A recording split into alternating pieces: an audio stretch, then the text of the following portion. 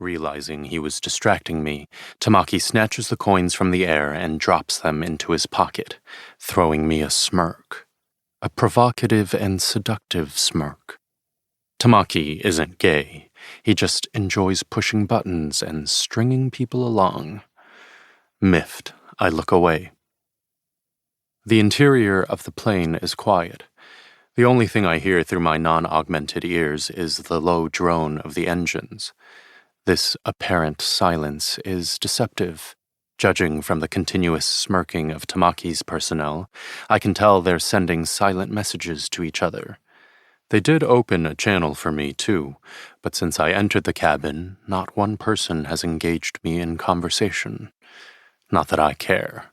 They can keep their stupid jokes. Rex Tamaki, contrasting with his gorilla-like colleagues with their muscles bursting out of their shirts, looks almost slight. But you can't trust looks these days. No one's strength is in proportion to their muscles anymore. Since he lost his Olympic gold medal 15 years ago in a doping scandal, Tamaki's body has undergone several phases of modification. The current version, now before me, is clearly the handiwork of someone who treats rules and regulations with contempt. The alarm inside my head strikes 2200. For the next 18 hours, judicial power of the Gondol Quarter will transfer from Tamoy's government to the LK Group. Don't even ask me what I had to do flitting between islands, trying to make this happen. Tamaki and his gang, almost synchronized, get up from their seats. I feel a kind of floating sensation as we begin to descend, and the golden hatch in front of me spins open. Our hummingbird circles over the Gondol Quarter at 300 meters and descends like an elevator.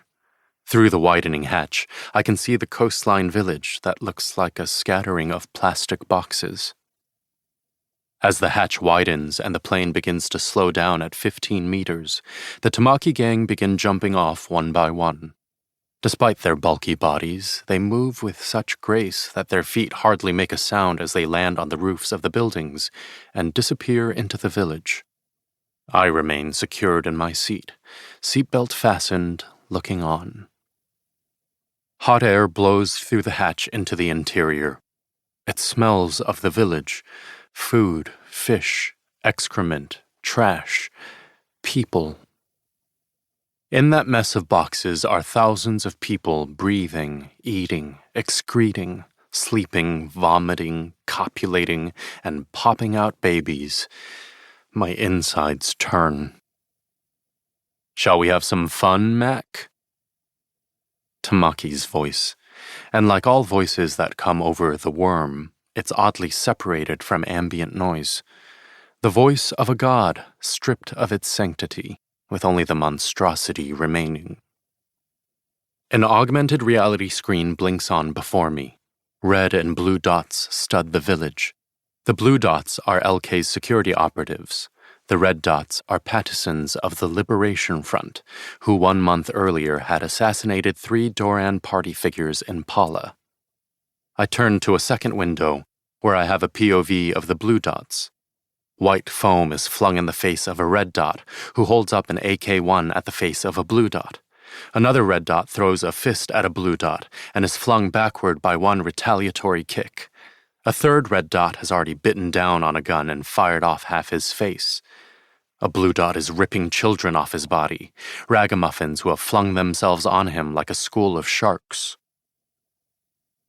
I go back to the first window. Now there isn't a single red dot on its own.